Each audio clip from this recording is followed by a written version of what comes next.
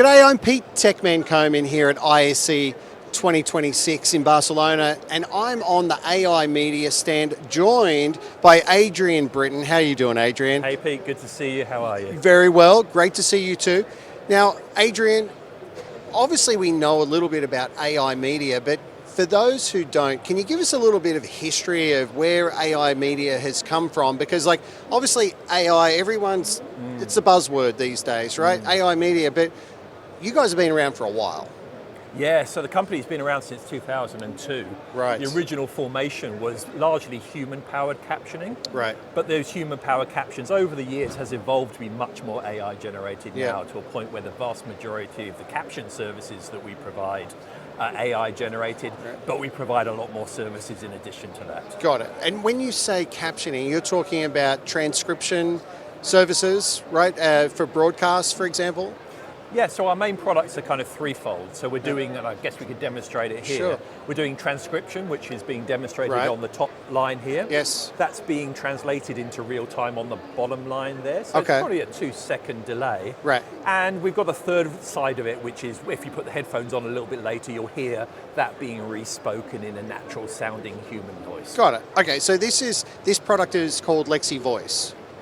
This product, yes, what we're seeing here, this is Lexi Voice. Exactly. Okay, and so what we're doing here is it's capturing, you've got the microphone there, the handheld microphone, it's capturing what you're saying, transcribing it here, and converting it, looks like, to Spanish down here, is that correct? That's right, so we speak over 100 languages, so here we are in Barcelona, obviously, so we're trying to do the local language, but we're selecting it backwards and forwards, so the input could be English, the input could be Spanish, it could be one of the 100 other languages. I was going to ask you how many languages, there's over 100 languages. Yeah, so all of the 100 languages are capable of doing the text base. It goes down a little bit when you're talking about the re-speaking, so coming into your ears. But yeah, let's call it 100 plus across the board. Really? Okay. And what did you say, so when we're speaking here and then it's translating it here, what's kind of that latency? Yeah, so I mean, you can hear me saying the words. You can see it live. I just can't understand what this is. That's why I can't relate to it. So I'm like, what's the latency there? Good question. Yeah. So we normally say this is about a second or 2 seconds behind my voice. Yeah. Depending on how long that sentence is, because it needs to be rearranged in some languages, it's probably another 2 seconds behind us here. Okay. And now if we cut to the audio that you're hearing, if you pick up the speakers, it's probably another 2 or 3 seconons behind that. Okay, so not only is doing the translation, you then have the voice component, right? So this is where the Lexi Voice comes into play, right? Yes. So, but what about dialects? I mean, you just don't have languages, right? You have dialects. We're in Barcelona, it's Catalan, right, that they speak here.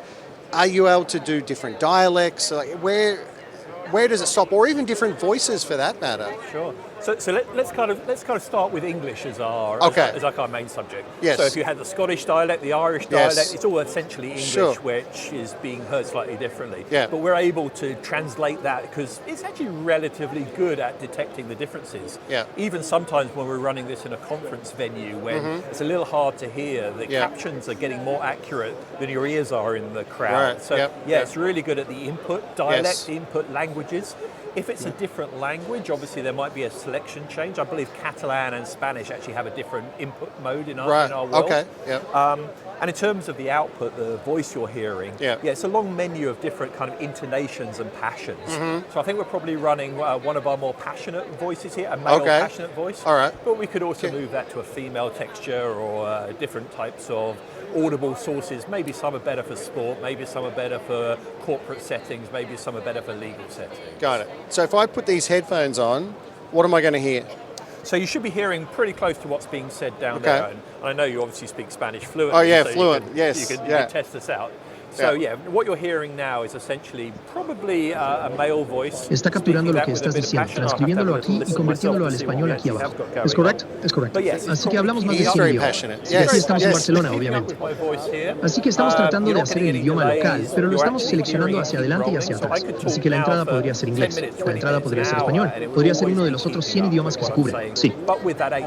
Así que todos los 100 idiomas son capaces de hacer el texto basado. I have no idea what he's saying. I'm sure it's accurate. Así que llegando a sus oídos. Be speaking very fast. Pero sí, llamémosle 100 más en todo el tablero. What is the level of accuracy between the, first of all, the Así que cuando estamos translation hablando and aquí then y luego se está also traduciendo aquí lo que era lo que tipo hearing de the esa voice. I latencia. mean, Sí. are they, Así que quiero is decir it que one, usted is that one process or is puede it two separate oírme decir las processes? How palabras does y that lo ves work? en vivo Okay, como it's a estamos great question. So in terms of accuracy, we have a scientific measure that we call NER, which is the error of the original coming in versus what the system has as the output. Okay. In an English context, it's well in the high 90s, the very high 90s. Our website's very good at explaining how that is calculated and analytically how we measure it and sell to our customers.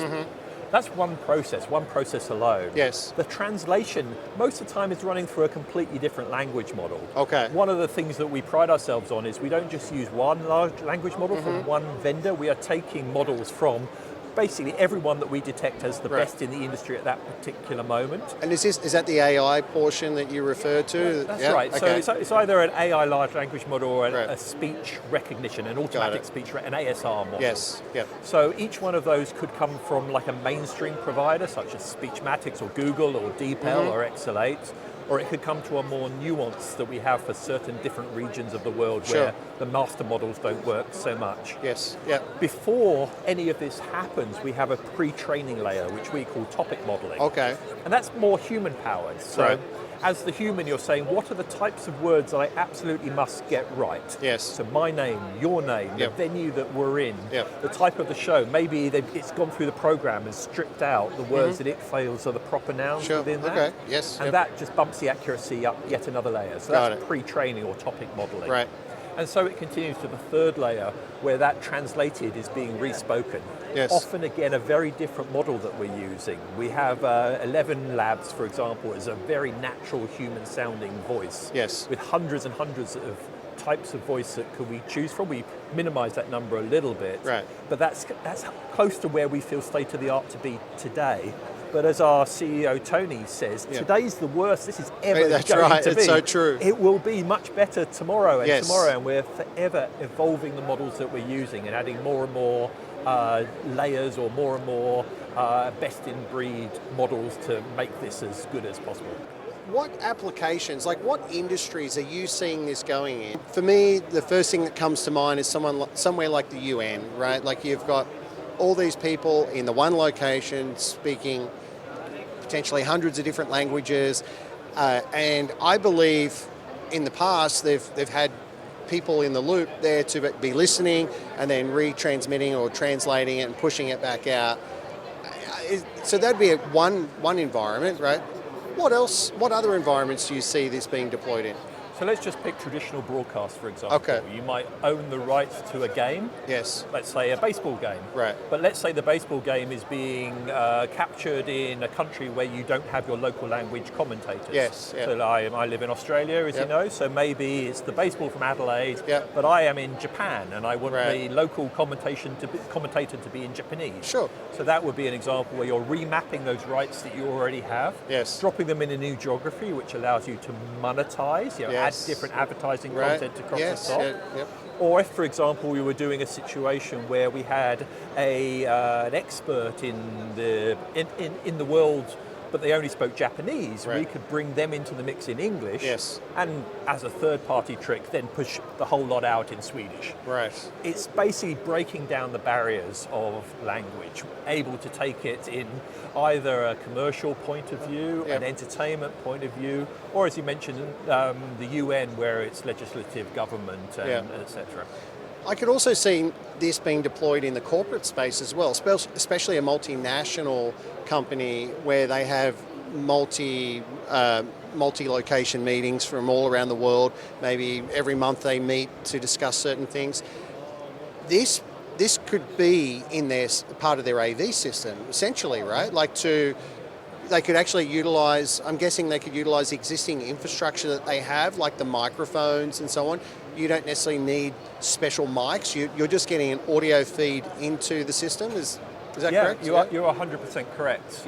We ran our own AGM with 2 or 3 additional languages being spoken for the audience and 2 or 3 languages being spoken as a demonstration. Yes. There was nothing special about that room. That room was just a traditional AV room. Yeah. I mean, I can walk you through how we're doing this demonstration here. That'd be great. Yeah, absolutely. So, as you mentioned, I'm going to start with this microphone, which is essentially just on an XLR extender. Yeah.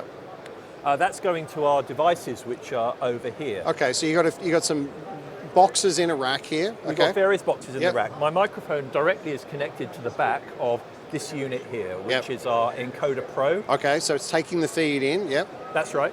So the Encoder Pro is doing the hard work in this scenario. Okay. It's taking the input audio. Yes. It is generating an output SDI, a video track, of which this is now track 1. Right. But the generated audio is now track 4. Okay. It is also adding into the ancillary areas for subtitles and captioning. Yes. The original caption transcription. Yes. And the translation transcription on S1 and S2 channel respectively. So that's why it's SDI, because you're actually putting out video as such, right, for the captioning and the... So it's SDI for a number of reasons. Yep. Obviously it starts by being SDI is the professional standard. Yep. Better for range, better for compatibility, better for the number of channels, both audio and video, that you can send over a single connection. Sure.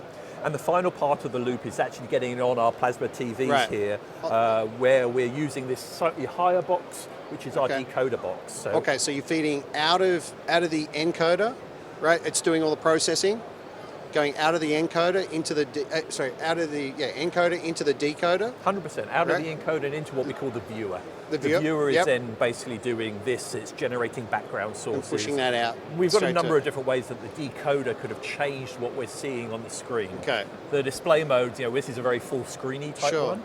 But an equal, just by the clicking of the mouse, would be minimizing the video coming in to 75% and putting the caption track at the bottom, for example. All right, so it's basically, it could be an overlay, or it could be, like you said, it resizes it. It resizes the... So you can have another source plugged into the viewer box.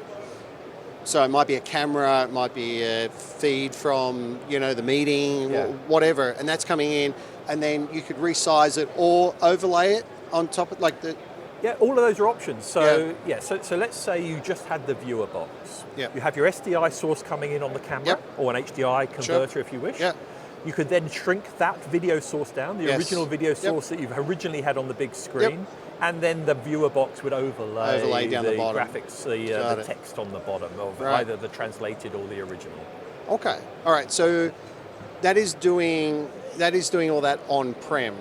What about in the cloud? Do you utilize the cloud for any of these technologies? Yeah, it's a good question. So obviously when you're in a venue where you're using XLR cables and SDI cables... You need some hardware. You need some hardware. Yeah. This is our Encoder Pro and our viewer. We also have our outer box. The outer box is purely a software image. Okay. So normally you deploy that either in an Amazon machine image, an AMI, a Amazon Web Services machine. Yep. It will also work on a VMware machine or any essential virtualization platform. Yes. Be that on your premise or be that in your cloud provider. That obviously can't use XLR, that can't use SDI, that's using either ST2110 or it's using the more networky sources of SRT or SRT or the network interface essentially, yes. Got it. That's amazing. Obviously, if people are at ISE, they can come down to your booth. We're in Hall 4. Hall 4, booth 700. 700, great. And if they can't make it to ISE, the best place to go? Well, I'll probably start with the website. We've certainly advertised all the events that we're showing in there. We'll be at a number of conferences and venues around Europe, around Asia, and around the Americas over the next period. So great. We'll be demonstrating this. We'll be demonstrating some new exciting additional products coming soon. Love it. It's fun times. And what's the website? aimedia.com? AI-media.com. TV. .tv. Yes. Makes sense. Yep. Makes total sense. AI-media.tv. Adrian, thank you so much for your time. If you're at ISE, come down, see Adrian, see the team here at AI Media.